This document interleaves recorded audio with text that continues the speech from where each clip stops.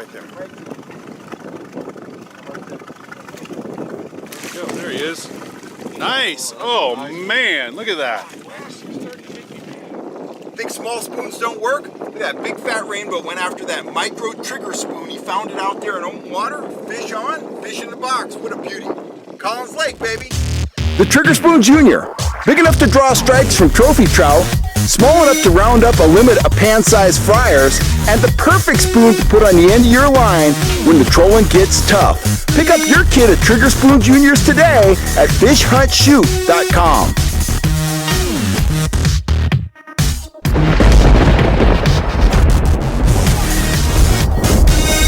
Kellogg here. Do I tip my spoons? You bet I do. I don't tip them, super often. I tip them about 10% of the time. It's something that I do when the trout are playing hard to get, when they're being fickle, when I have to have that little bit extra to hook fish. If you're not tipping your spoons, you're not catching as many fish as you could be, and that means you're not catching as many big fish as you could throughout the season or throughout your angling career. I get a lot of questions about tipping spoons. What do I tip them with? How do I do it? And this is kind of a thumbnail sketch of how I do it, and some of the common mistakes that people make. First of all, I don't really tip my larger spoons because that tends to be more of a power approach. I tend to be trolling faster and I'm trying to trigger a reaction strike. It's when I bust out the small stuff like this micro trigger spoon, maybe a Trigger Spoon Junior, maybe a Dick Knight, when the bite is already tough. I've already gone through my fast presentations. They aren't working that great. The fish are a little bit off. They're a little bit, docile. They're more interested in kind of resting and being inactive than in feeding.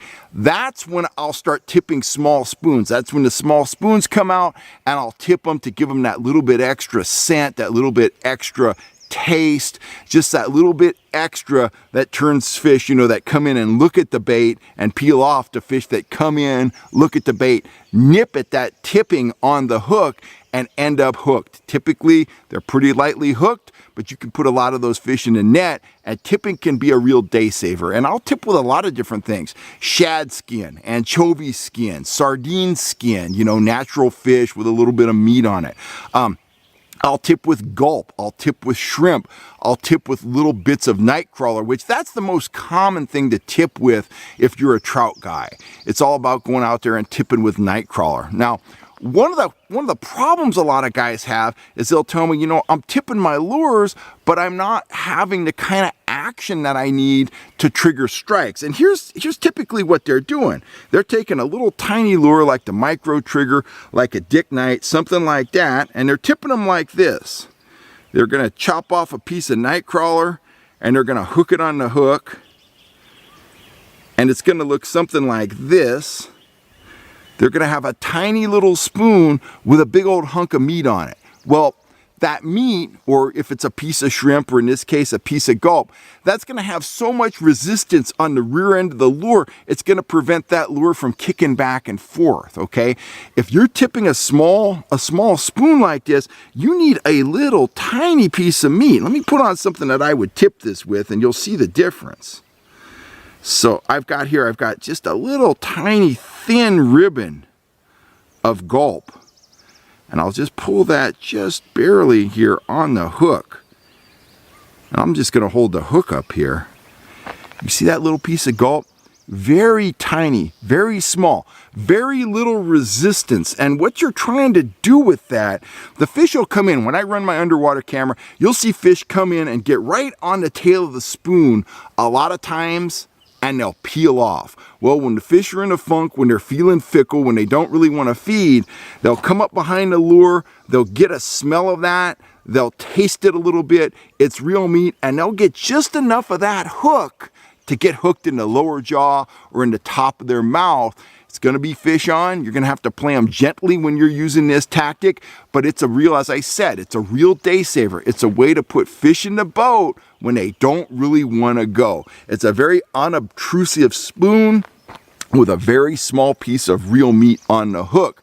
The spoon's going to run properly. It's going to pull the fish in, and that little piece of tipping material, whether it's shrimp or nightcrawler, or in this case, gulp, that's going to close the deal. So remember, tipping, when you're spoon trolling, tipping is something that you need in your arsenal. You don't want to overdo it. You don't need to tip every day. You don't need to tip on every trip. It's something you might pull out of your pocket, every 10th trip or something like that. It's a great approach in the high mountains, up in the Sierras, when the fish are up there, they're dimpling the surface, the water has gone to glass, they're feeding on insects, they're feeding on small stuff.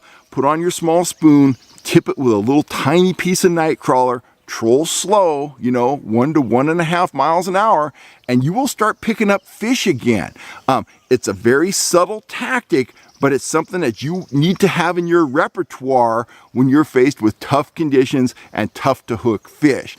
That's our tip for today. I'll catch you next time right here on YouTube. I'm signing off for now. I want to thank you guys for all the support. If you're not a subscriber, hit that subscribe button. You'll always know when I'm on here talking trout tactics and more. If you're looking for tackle, if you're looking for micro trigger spoons or, whatever, rods, reels, line, lead core, and more, go on over to fishhuntshoot.com.